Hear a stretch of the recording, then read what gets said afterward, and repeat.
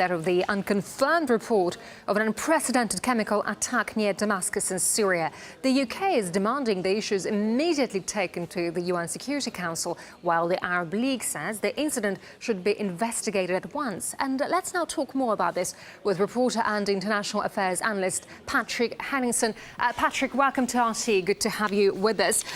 All we have now, unconfirmed reports, but media sources quote Syrian rebels, and they put the number of killed to more than 1,000 now. Do you think they are a reliable source? And if it is confirmed the attack had taken place, do you think that the Syrian army could have carried out it? Yeah, this is a very strange situation we find ourselves in here, where the Washington and London are putting the burden of proof on the Assad government in Damascus, when in fact the burden of proof should be on the accusers of this particular event. There's no evidence to suggest exactly what happened. We only have reports from, like you said, opposition activists in Damascus, so we don't know what happened and we don't know how it happened. And until you discern those two things, it's going to be very difficult to jump to conclusions. Anything to this point is speculation. Indeed, but would the Assad government resort to such an attack knowing the UN investigators are in the country right now?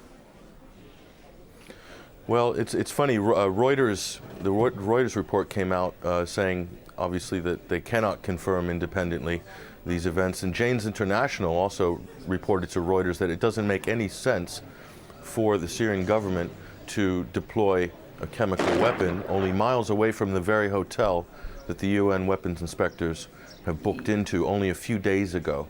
So they see this as a distraction. And of course, if we look at the history of this particular region, the Ghouta region, where the attack is said to take place, is very active with the al-Nusra front. And they've also been implicated in using makeshift chlorine bombs in Aleppo back in March. So there's a track record there.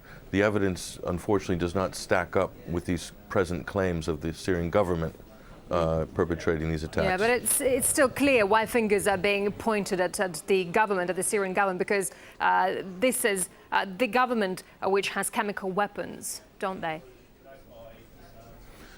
Yes, well, again, this is all, to this point, innuendo. This is why the UN team is in Damascus, to investigate these claims. Unfortunately, Washington and London and Paris drew a red line last year in 2012 that said if any side deploys chemical weapons, then that will be the pretext for a military intervention, either by NATO or some sort of coalition force backed by a UN resolution.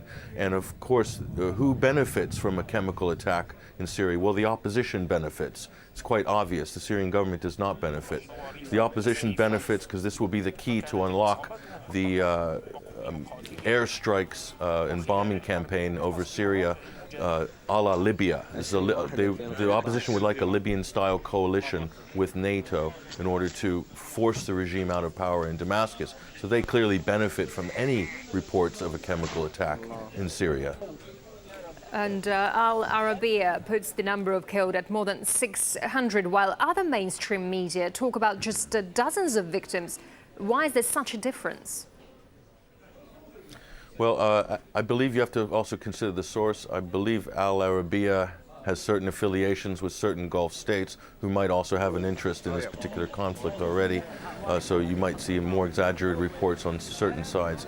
But again, there's no independent verification. This is simply anecdotal and innuendo to this point.